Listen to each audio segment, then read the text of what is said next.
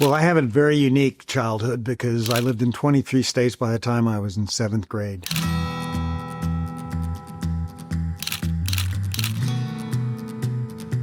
My father surveyed land with a group of other 15 surveyors, and we would move every 3 months. He would back up the government truck, put our trailer hitch on it, and then we would go to the next small town. And the biggest house I ever lived in was 8 feet wide by 46 feet long. Each time we moved, my mom would take me to the public school and check me in. And she gave me a great bit of advice, which is basically, David, you're only one friend away from happiness.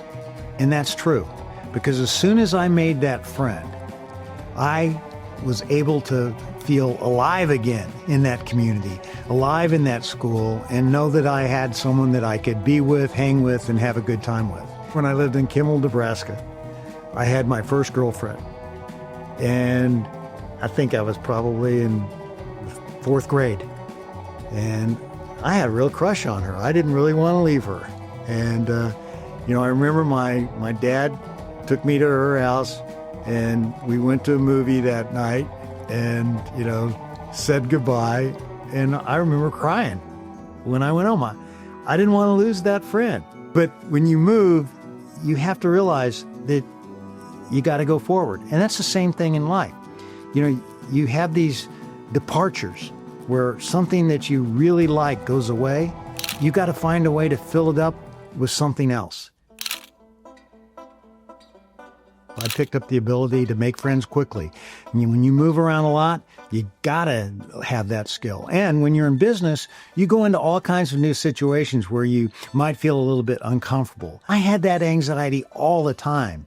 So I would always kind of check out the room, check out the landscape. And if I saw people who were uncomfortable, who looked like they were struggling to fit in, I always went out of my way to make them feel welcome and to make them feel appreciated. And then when I got into advertising, beginning to learn about advertising and customers, I realized I had to do the very same thing.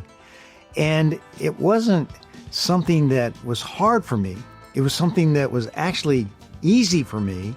And it was something I was really good at. I was the first person from the advertising agency business, the first person without an MBA to go into PepsiCo as a head of a marketing function. And then I was fortunate enough to become the president of KFC and Pizza Hut. And then PepsiCo decided to spin off the restaurants and to its own separate public company. And I was in the right place at the right time and then became the CEO of Yum Brands. So I'm in St. Louis, Missouri, and I'm having this round table. I bought everybody coffee and donuts, and I'm talking to people about merchandising. There are about 10 people there. And I said, tell me about merchandising. What's working, what's not working? And everybody started talking about this guy named Bob, who's sitting directly across the table from me. And said, Bob is the best merchandiser in our entire company. If you want to know about merchandising, talk to Bob. Another guy says, oh yeah, he taught me more in one day than I learned in my first 3 years when I went out with him on his route truck and we talked to customers and I saw what he did. But everybody started raving about Bob. And I looked at him and he was crying. And I said, Bob, why are you crying? People are heaping all this praise on you. He says, I've been in this company for 47 years. I'm retiring in 2 weeks, and I didn't know people felt this way about me. And that hit me in the gut. People want to know what your company's all about. People want to know what the CEO's office looks like. If you go into my office now, you will see my walls are completely covered of the people I've recognized all around the world. People said, well, what happens if you run out of wall space? I said, we'll put them up on the ceiling. And we put them up on the ceiling. So every time they'd come into my office, they would see what really matters, and it's people. And many times they would see their own picture because they knew that picture was in my office, and they bring their family up, and people would cry when they would see their picture in my office. That's the power of recognition. And it's the secret weapon for every leader. When I became the president of KFC, I always believed whenever I had a team, I wanted to find the person that everybody thought you should fire and fire him. I found that person very quickly. He was our CFO. He wanted to cut every cost you could possibly cut. He was wanting to take the color off the packaging, the bacon out of the beans. So I remember meeting with the chairman of PepsiCo, and I said, I love my team. There's one guy that's got to go. He says, what? This guy is really, really talented. Have you told him how you feel? And I said, no, I'm just going to fire his ass. and he said, David, you got to tell him how you feel. If you tell him how you feel, I guarantee you he'll adjust. So I went to Mr. X and I said, you know what? This is not working out. I think you're going to probably have to leave this company unless you change dramatically. And what I need you to do is focus on growth. Well, guess what happens? He became my number one partner. He became CEO of 2 companies afterwards. And we still laugh about it to this day. But I sized him up. I used all my skills that I got growing up, and I was 1,000% wrong. And that tells you one thing. You have to let people know what you're thinking. You can't keep it to yourself. You must not avoid conflict. You got to deal with conflict, and you need people to have the opportunity to grow and to get feedback. So I think feedback is a great gift. Success can be intoxicating. I learned it the hard way because I was starting to think that, I kind of knew better than everybody else. Crystal Pepsi was not the success that I thought it was going to be. It really hurt because I let myself down. I let the company down, and I met with the Pepsi-Cola bottlers who had lots of experience. And they said, David, this is a great idea. You're right. It's a great idea. The problem is it doesn't taste enough like Pepsi. I didn't care what they had to say. I thought I had the biggest idea known to mankind, and I was a heat-seeking missile. And guess what happened? We launched it. Sales went through the roof. People didn't come back and buy it again. The reason was it didn't taste enough like Pepsi.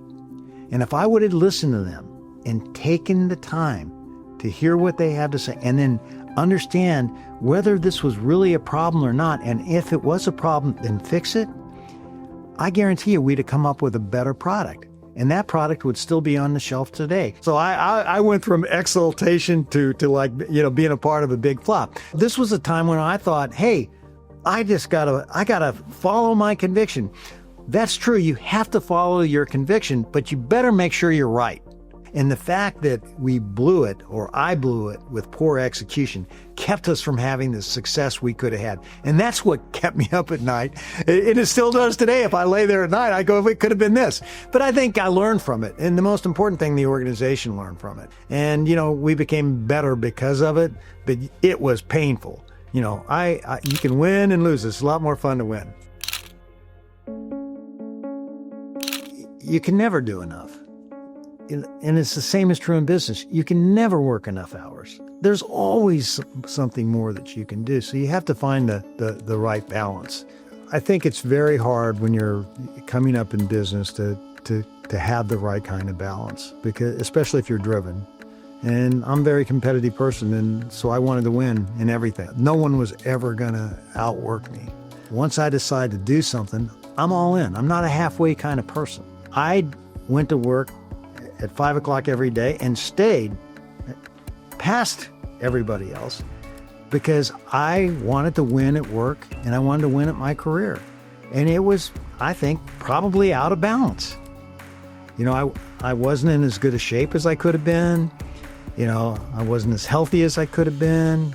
Could have spent more time with my wife. In my latter years with my wife's health, I cried before she died, because the grief started early, just because she wasn't able to do all the things that I would like. And also, I had cancer. And so, I didn't know where that was really going to take me, but that was the year I retired as well. When people ask me, how could you leave something you love so much? You were so passionate about the culture and the team and, the business. I tell them this, and I can say it with 1,000% conviction. I didn't know I could love something so much and miss it so little. And why is that? I filled up my life with what gives me joy. When I left Yum Brands, I always tell everybody, I didn't retire, I refired. I learned that the most important thing you can do is understand what gives you joy and spend time on it. So one exercise I love is I start out by writing down everything that blocks my joy. And then I write down everything that gives me joy. And what I do is try to get rid of all those joy blockers and focus on the joy builders. So that's what I dedicated the rest of my life to, and that's where I spend my time on. That's the business part of my life.